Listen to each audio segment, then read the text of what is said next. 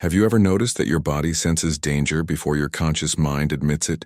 Perhaps it's happening right now. That slightly shorter breath, that tiny tightness in your throat, that feeling that something is watching you from the inside. It's not paranoia. It's not an exaggeration. It's the first sign that someone has already gone where they shouldn't have, and you know it, even if you try to deny it, because the true emotional predator never arrives making a sound. He doesn't invade. He infiltrates. He enters through the cracks you pretended didn't exist.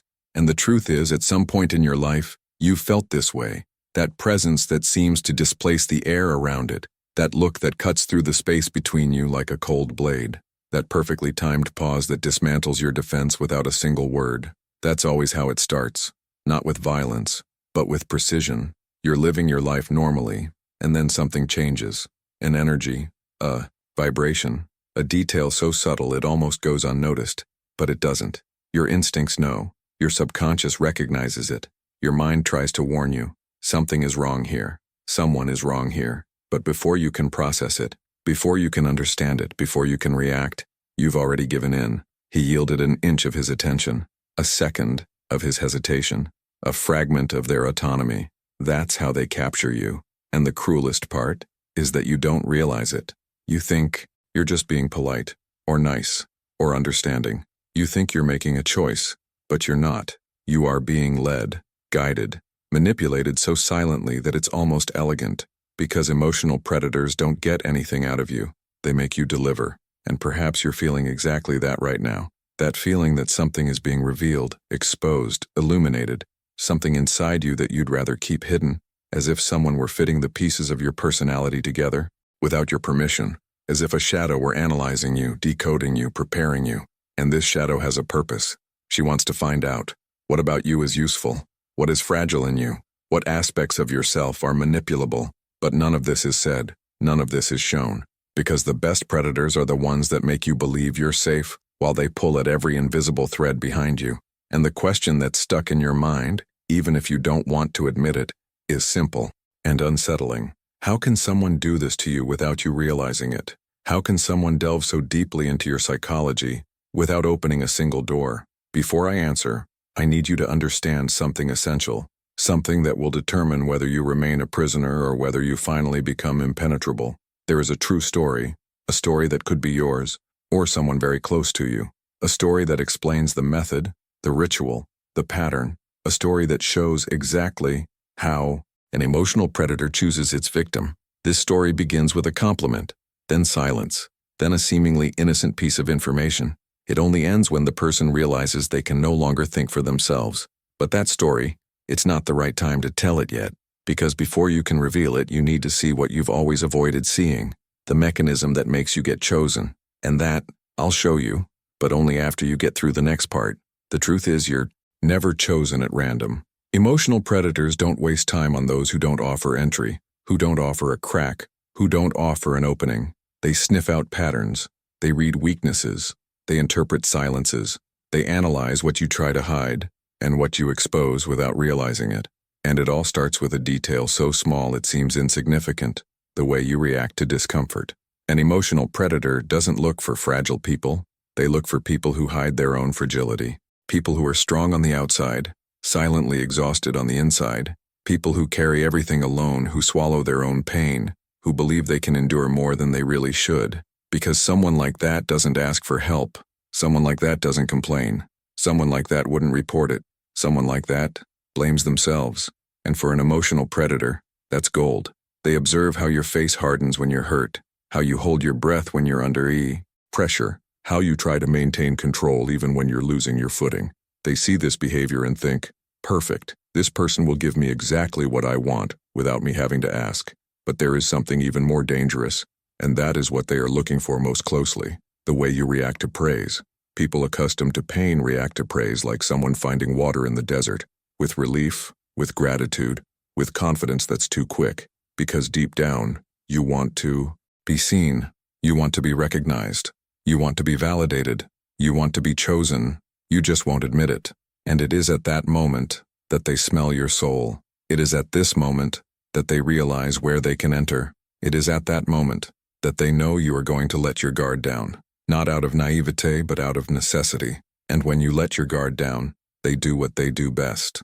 They construct the perfect illusion, a version of you that doesn't exist, a version of them that doesn't exist, a bond that should never have existed. But before you realize the trap, they test something crucial, their reaction to emptiness. They disappear for a few hours, for a day, for a conversation, just watching what happens to you, just to gauge the intensity of your insecurity, just to understand how much you depend on the comfort they just offered you. And it's in this silent experiment that they determine if you're just a target or an ideal prey. But there's a detail that almost no one notices, and that I need to reveal now before you fall into the same old cycle. Emotional predators never seek out someone weak. They are looking for someone who is trying to be strong on their own, and that changes everything, because it means that the problem was never your strength. It was the way you used it. It was the fact that you tried to protect everything without protecting yourself. And while you try to understand this, there's something still hanging in the air, something I've purposefully left open, a story that reveals how an emotional predator chooses the perfect victim. But this story will only make sense when you recognize the 5 subtle psychological signs that gives you away to them, signs that you repeat every day and don't realize. And that's what I'm going to show you in the next part. There's a silent pattern you repeat without realizing it, a pattern so subtle, so natural, so automatic that it escapes your conscious awareness, but never escapes the eyes of an emotional predator. And now, finally, you will see what has always been right in front of you, the 5 subtle signs that reveal your mind before you have time to defend it. And the first one is the most dangerous. 1. The micro-silence you make before disagreeing. Emotional predators don't study your words. They study the spaces between them, that microscopic moment when you think, should I say this? This gap acts like a half-open door, and they enter through there. His eyes drift down by millimeters. His breath falters. His voice breaks for a split second. They detect it like a radar detects heat. This micro-silence says 3 things at once: that you avoid conflict, that you get used to giving in, and that you are willing to sacrifice your own truth to maintain peace. To them, this sounds like music, and it is precisely in this silence that they realize, I can mold this person. But that's just the first sign. 2. The gaze that wanders too quickly. Do you think it's shyness, or respect, or good manners? But it isn't. Looking away too quickly reveals something you're trying to hide, a mixture of vulnerability, hypervigilance, and fear of being read. Predators aren't interested in those who maintain a steady gaze. Those are difficult to manipulate. They are interested in those who look, feel, perceive, and then look away. Because this movement shows that you feel the emotional impact before you have time to understand what it means. It shows that your emotions are quicker than your logic. And that's the perfect raw material for those who manipulate feelings.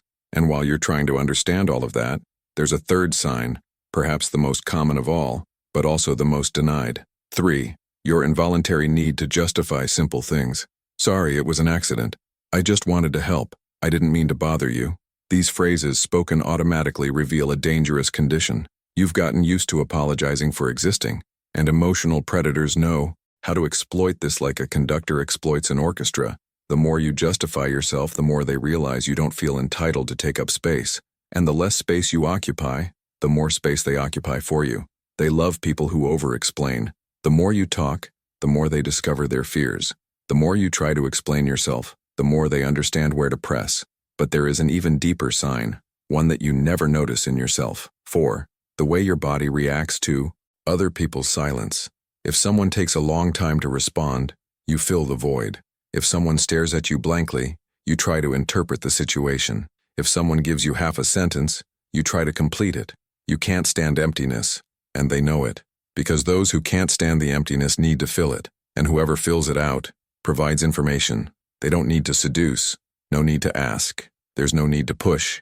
They create the silence, and you give everything. This is the oldest, most elegant, and most efficient method of the emotional predator, calculated silence. They create the space. You create the submission. They offer doubt. You offer your soul. But the deepest, most hidden, most denied sign is still missing, the one that only appears in people who have suffered more than they admit. 5. The small hope you hold on to, even after being hurt. It could be a gesture. It can be a short message. It might be a vague promise.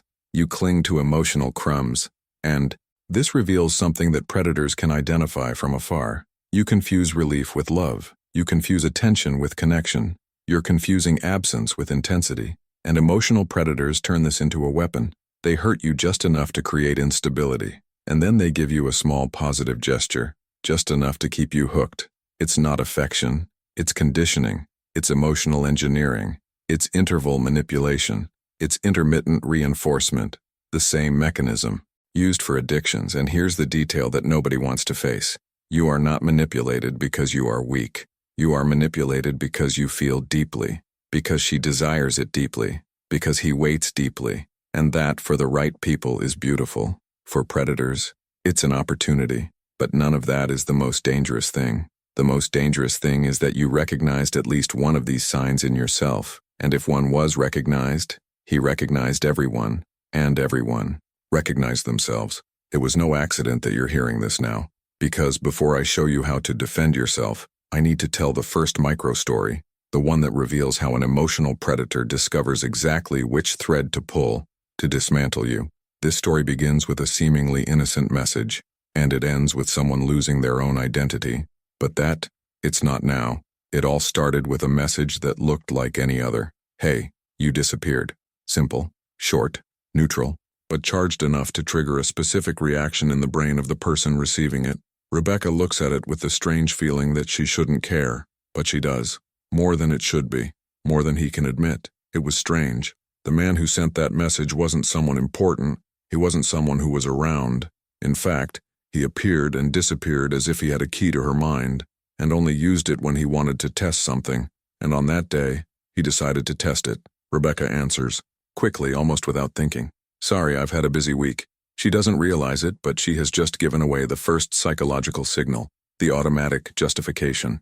He doesn't answer. 5 minutes, 10, 1 hour, 3 hours, silence.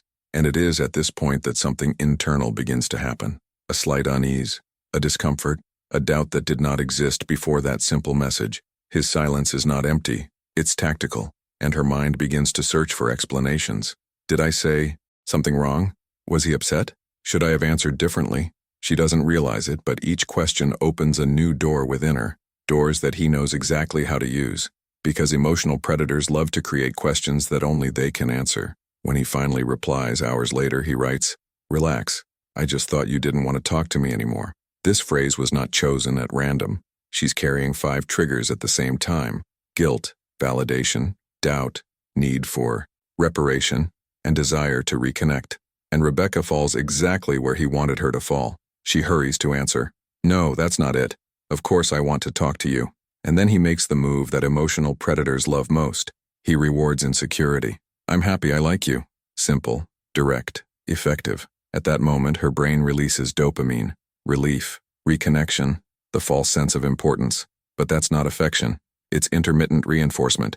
It's the same mechanism used to create addictions. He doesn't want her. He wants her reaction. It wants emotional reflection. You want the standard. And now he knows exactly how it works. Because in that cycle, appear, provoke, disappear, wait, reward, he discovered the level of anxiety she feels when she doesn't receive a response. How much does your self-esteem depend on crumbs of attention? How much is she willing to prove her worth? And most importantly, that she would always answer. She doesn't realize it, but on that day, she didn't just miss a conversation, she lost internal territory. And the most devastating part of it is that it all started with something so small, so banal, so seemingly harmless, that it would never raise suspicion. A single message, a single trigger, a single test. And he chose her at that instant, because he understood what all emotional predators are looking for, a prey that tries to appear strong, but reacts too quickly to the slightest attention. But before you think, this story is over. There's something you need to understand. Rebecca was only captured because she possessed a psychological pattern that almost everyone has, including you. She thought she was talking to someone interesting. Actually, it was being analyzed, dissected, molded. And the scariest thing is that most people don't even realize when this is happening. But now you realize. And that's why it's ready to enter the next layer, the one nobody wants to see, how emotional predators create emotional dependency without you even noticing. And this will connect to the second micro-story, much darker, much more strategic. much more revealing. But first, you decide. You don't realize when it happens. And that's exactly why it works. Emotional predators don't steal your mind. They train it. They train like a scientist trains a pattern in a laboratory. They train like an illusionist trains the audience's perception. They train like someone who knows the secret architecture of human emotions and knows how to hack it. And the process doesn't begin with seduction. It doesn't start with charm. It doesn't start with promises. It starts with rhythm. Emotional predators alternate between presence and absence, like someone manipulating the tide. They appear when you're distracted. They disappear when you start to care. They come back when you're already annoyed. They fall silent when you try to approach them. They reward you when you fall apart. This cycle creates an emotional oscillation that your brain interprets as intensity, but it's actually controlled instability. And controlled instability is addictive, because human beings are drawn to things that fluctuate, for that which is not entirely accessible, for what it promises but doesn't deliver, for that which seems at once close and unattainable. The mind interprets this as importance, but it's a trap, and there's a detail that few people notice. It is not presence that creates dependence. It is absence, strategic absence, the calculated absence, the absence that follows a moment of closeness, the absence that makes you think, did I do something wrong? Did I miss something? Could it be that he found someone better? Should I have been different?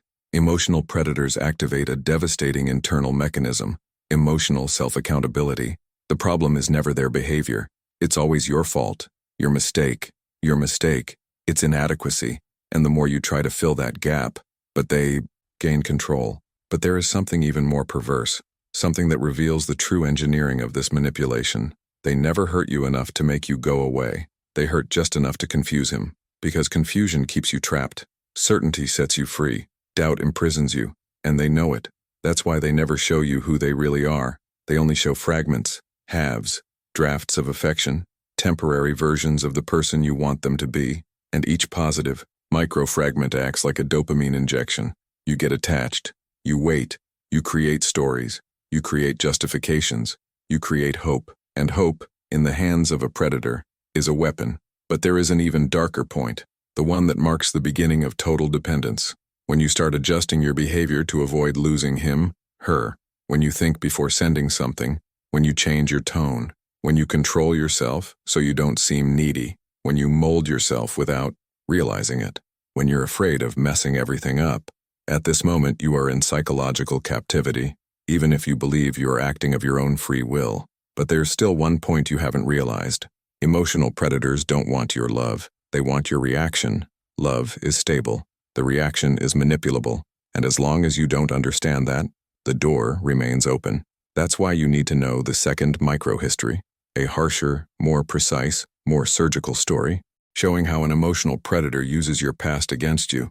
A story involving a woman named Helena, and a phrase that destroyed 6 months of her life without her even realizing it. But this story requires preparation. It requires attention. It requires you to be willing to see something you may have spent your whole life avoiding. And before opening that door, I need to confirm this with you. Helena always thought she had gotten over it. The old relationship, the silent betrayal, the abandonment that came without explanation.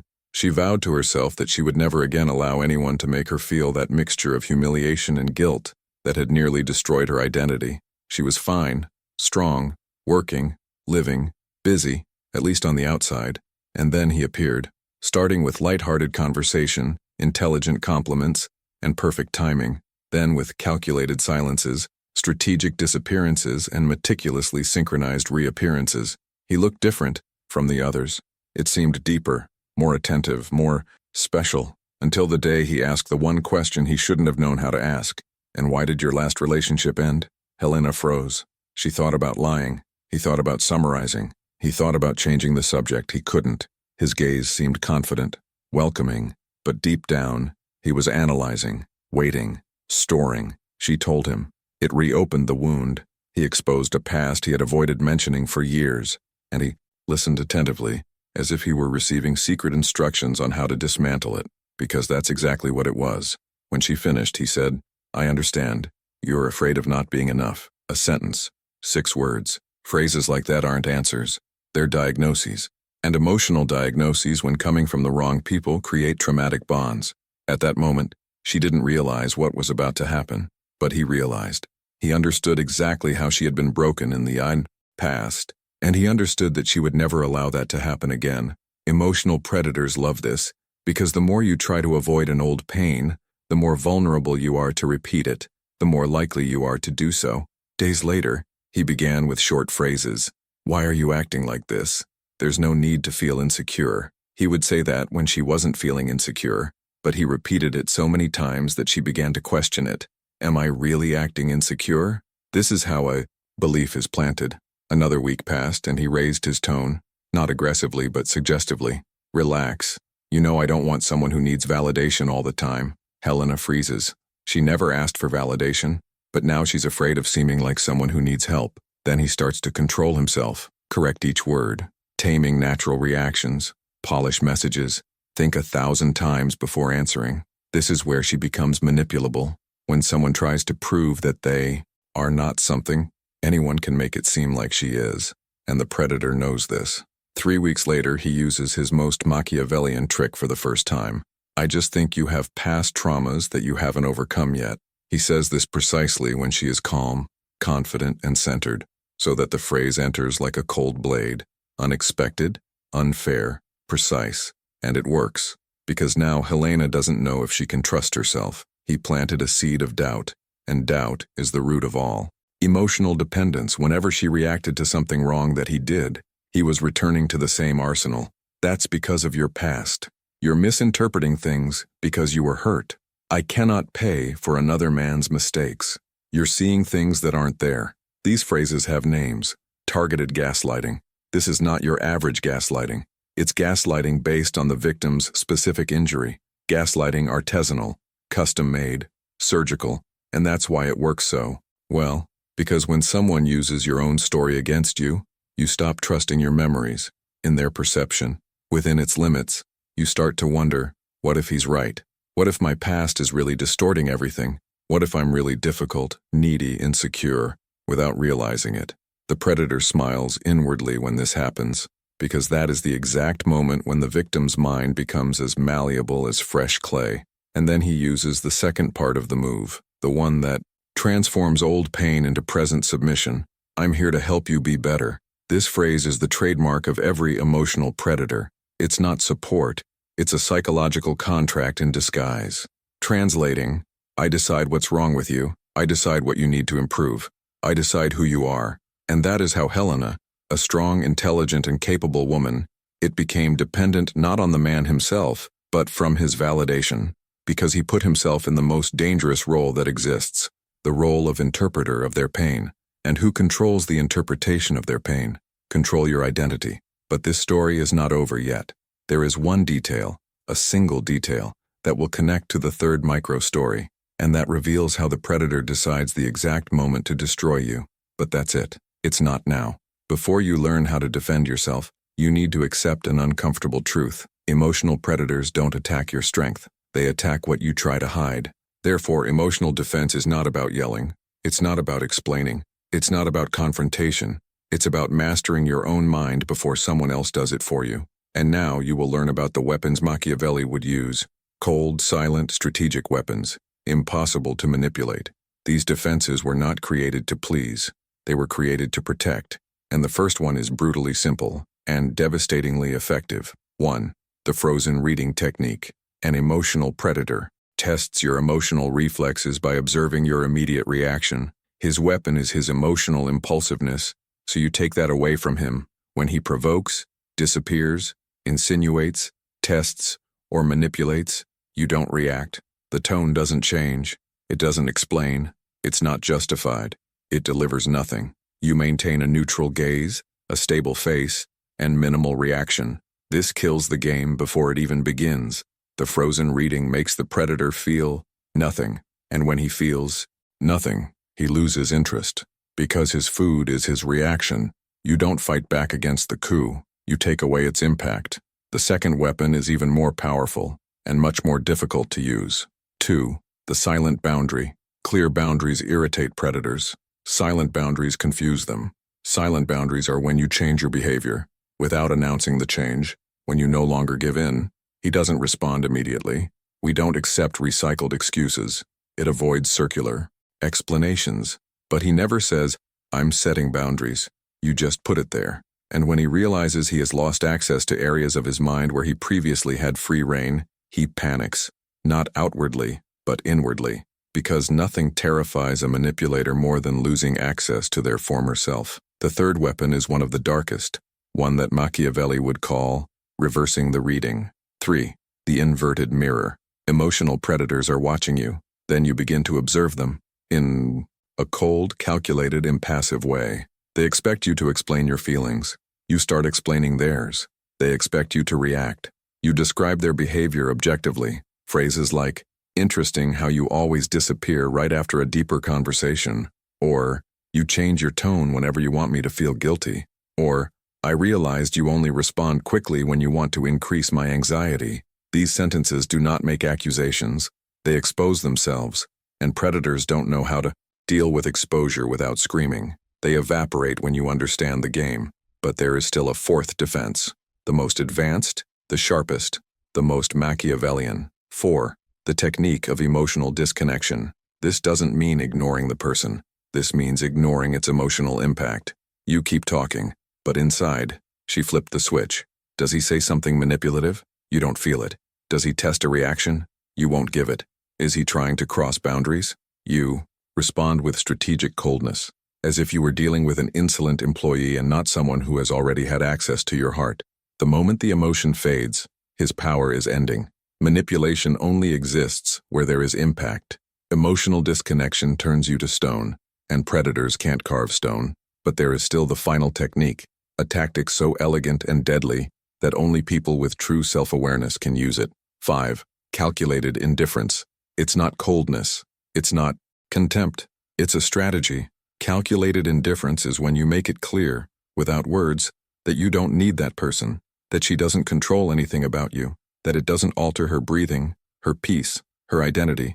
That's when you become unpredictable. When your schedule, your attention, your energy are no longer available. When you go from ideal prey to impossible target. Emotional predators can only control you when they are certain of the access they have to your mind. Calculated indifference destroys that certainty. They stop knowing what you're thinking. They stop predicting how you will react. They fail to anticipate their vulnerability. And when a predator can't predict, he retreats. Because control without predictability is useless, it's risky, it's a loss.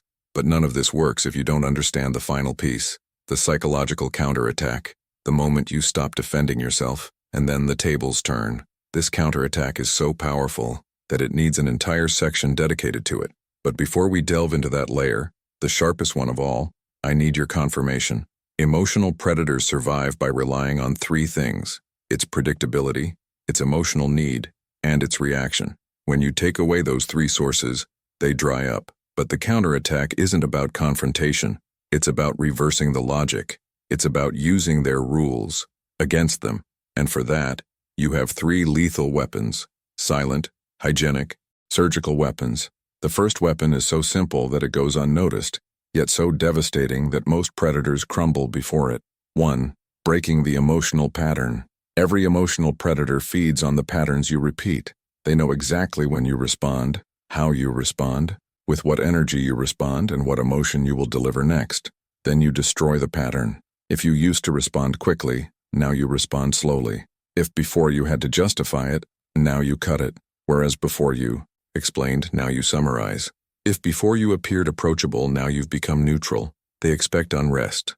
You offer silence. They expect anxiety. You offer stability. They expect guilt. You offer indifference. And when they realize this, the first internal collapse occurs. Emotional predators don't know how to deal with the unexpected, because the unexpected eliminates control. The second blow is even colder and more elegant. 2. The loss of relevance. The emotional predator only thrives because they believe they occupy a space within you. He believes that he shakes you, that he irritates you, that he seduces you, that he hurts you, that he excites you. Then you do something he never expects. You turn it into nothing. You talk about him less, think less about him, react less to it. He shows less energy for it.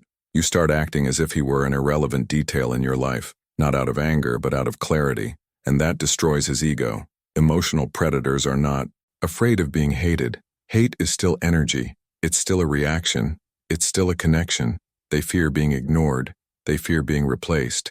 They fear becoming irrelevant. Indifference is the most violent blow there is, because it strikes where they are most vulnerable, the child's ego. But there is a third weapon, and this one is the most Machiavellian, the most advanced, and the most devastating. 3. Silent emotional superiority. This has nothing to do with arrogance. Emotional superiority is when you demonstrate subtly that you are above the game, that you understand what is happening, that none of this bothers you, that you are not competing, which you are not asking for, that you don't depend on. You act with such absolute, solid, and disconcerting calmness that the predator begins to feel something it would never admit: inferiority. He begins to wonder, why doesn't this work for her anymore? Why doesn't he react anymore? What has changed? What does she know that I don't know? Why can't I control someone who used to be so easy to control? Could there be another person? Another focus? Another source? Has he finally understood who I really am? It devours them from the inside, because what they fear most is not that you will leave. It's so that you grow. It's about becoming inaccessible. It's about becoming unbreakable. And the final counterattack happens when you make the move that no emotional predator expects. You stop reacting to his actions and begins to react to its own needs. You no longer ask, what did he mean? You ask, why does this affect me? You no longer ask, what did I do wrong? You ask, why am I tolerating this? You no longer ask, why is he like that? You ask, why do I keep someone like that around? At that moment, you stop being a character and becomes an author. And emotional predators hate authors. They can only manipulate those who still live within their narrative. When you take ownership of your narrative, they lose the game. For a simple reason, you've become uncontrollable. But one piece is still missing. The piece that transforms your defense into something much bigger. The piece that builds what few possess, an unbreakable aura. And to show you how to build it, we need to move on to the next part, perhaps the most powerful part of the entire script. There are some people that no one can manipulate. Charm doesn't matter. The tactic doesn't matter. The strategy doesn't matter. They traverse the world with such a solid, centered, quietly powerful presence. Emotional predators back down before even trying. This doesn't happen by chance. It happens because these people built something that almost no one else builds, an unbreakable aura. And to get to that state, you need to understand a simple rule. The rule that Machiavelli would repeat 1,000 times if he were writing about human relationships today. Predators only attack where there is space. An unbreakable aura is about eliminating that space. It's about becoming emotionally impervious. It's about creating an inner surface where manipulation doesn't adhere. It means being so psychologically self-contained that no one has access to your nervous system without permission. And it all starts here. 1. Reprogramming the internal center. Most people live by reacting to their environment. They live for approval, validation, the gaze of others, the rhythm of others. They are moved from the outside in. An unbreakable aura is born when you make the opposite move. It lives from the inside out. Your opinion is worth more than anyone else's. Their silence is worth more than their conversation. Your peace is worth more than any bond. Emotional predators cannot manipulate those who are not emotionally accessible. And this brings us to the second pillar. 2. The absolute absence of despair. Nothing attracts a predator faster than someone desperate for attention, affection, validation, and acceptance. The absence of despair is reversed magnetism. It's when you demonstrate, not with words but with behavior, that the other person is never your only option, that you are not afraid of losing anything, that you don't need anyone to function. This creates an almost impenetrable psychological barrier, because predators only try to control those who are afraid of being alone. For those who don't have it, it becomes forbidden territory. But there is still a third layer, one of the most important and the most ignored. 3. Impenetrable body language. The aura is not just psychological, it's physics. It's the way you enter a space. It's the rhythm of their speech. It's your attitude. It is his silence. It is the absence of unsafe movements. It's the way you observe without showing need. It's the way you wait without showing anxiety. Emotional predators read body language better than psychologists. They smell vulnerability. They identify micro-gestures of submission. They sense, almost instinctively, who can be molded. When you control that, you become illegible. and no one can master what they cannot read. But there is still a deeper layer, the one that separates strong people from unbreakable people. 4. An unwavering belief in one's own worth. This is not superficial self-esteem. It's something much more internal, much quieter, much more absolute. That's when you stop begging for affection, stop seeking validation, stop proving your worth, stop competing for attention. You simply exist. And that's enough. Emotional predators cannot penetrate people who are confident in their own worth, because these people do not compromise their own dignity. They don't bend their boundaries. They don't adapt to fit anyone. And this leads to the final stage, the most extreme, the purest, the most powerful. 5. Selective coldness. Selective coldness doesn't mean being cold to everyone. It means being inaccessible to those who don't deserve it. It's about saving your energy for those who have already proven they deserve it. It's about protecting your heart rigorously and only open to those who demonstrate character. This creates the final effect. An unbreakable aura is not hardness. It's a selection process. It's emotional discipline. It is effective lucidity. It is the ability to look someone in the eyes and, without saying anything, convey, "You don't have access to me. You don't have reach. You're not coming in here." This is where you stop being a prisoner, and it becomes sacred territory. But there is something even deeper, something that connects all these parts to one final element, the key that destroys the emotional predator before he even thinks about touching you. This key lies in the third microhistory, the coldest one, the most elegant, the deadliest, but it only makes sense at the end of the video, and that's why I need to ask you. There's a truth you probably didn't expect to hear, and perhaps it's the most troublesome of all. You weren't chosen by an emotional predator because you're weak, not because he's naive, not because it's vulnerable. You were chosen because you are bottom. Emotional predators don't waste time on shallow, cold, indifferent, empty people. They don't want bodies. They want intense minds. They want people who feel deeply, who have their own inner light, who carry kindness, sensitivity, empathy, and emotional power. They seek intense souls because they know that intense souls, they are worth keeping an eye on. And this is exactly where the third and final micro-story comes in, the most silent, the most cruel, and the most enlightening. Micro-history. 3. The day he realized he no longer had her. Marina has always been intense, of those people who listen with their whole body, who feel what others feel, who dive too deep, who give more than they receive. And that's why he was the target of an emotional predator for months. He knew he could draw out her admiration, energy, presence, and emotional commitment. He knew that she was everything that he was not, and that's why he needed to steal it, dismantle it, mold it. Until one day, in the middle of a casual conversation, he sent a phrase that always worked. "You're acting strange today. Did something happen?" It was a test, one of his favorites, a shot of insecurity, one way to pull her back into the axis of submission. But that day, something didn't work. She read it. He breathed, he smiled, and he replied, "No, I'm just seeing things more clearly." And her day continued. No justification, without trying to prove anything, without explaining what he wanted to hear, without falling into the trap. For the first time, she didn't react. She didn't conform.